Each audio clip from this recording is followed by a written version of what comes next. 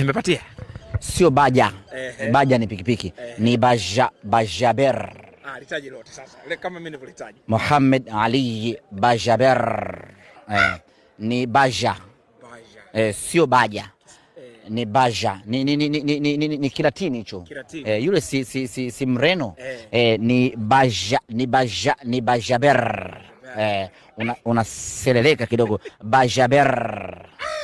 Kitendo cha lineup kutoka jina la Bajaber liko pale, ilikuwa ni furaha kubwa sana kwa wanasimba, na ilikuwa ni ushindi wa kwanza kwa Bajaber, hata kama asingecheza hii leo, lakini kitendo cha jina lake kuwemo kwenye wachezaji 18 wanaocheza hii leo tayari ilikuwa ni ushindi mkubwa mno kwa Bajaber. Lakini kitendo cha Mwalimu Selemani Matola kumnyanyua Bajaber kwenye kiti na kupasha misuli, hata kama asingeingia bado ilikuwa ni ushindi mwingine wa pili mkubwa mno kwa Bajaber.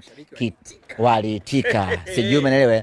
Kitendo cha Bajaber kuingia uwanjani ikawa ni ushindi wa 3 wa Bajaber, na ushindi wa 4 ni kitendo chake cha kufunga goli. Na lile goli sio goli la mama ni bebe, ni goli la fundi ambaye kwenye 18 imepigwa anakutana nayo kwenye utulivu mkubwa mbele ya uso wa Beno Kakolanya. Kaka Kakolanya anadaka.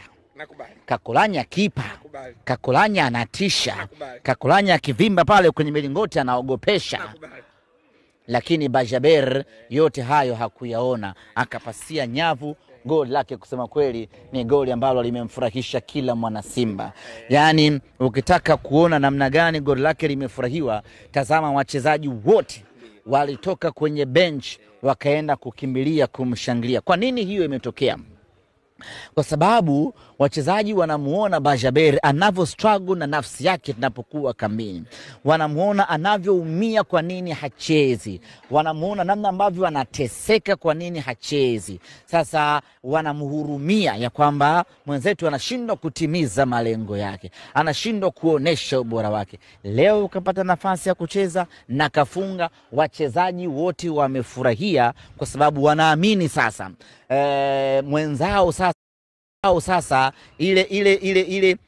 ile kiu imemuisha, yale majonzi aliyokuwa nayo kwenye moyo wake yamemuisha. Ndio maana wamefurahi vibaya mno, na mimi nimefurahi mpaka nimetonesha mguu. Sasa VIP wanaruhusu mambo. Sijakaa hapa. Nikaa kule. Kule. Nikaa kule nikaa naangalia bodi.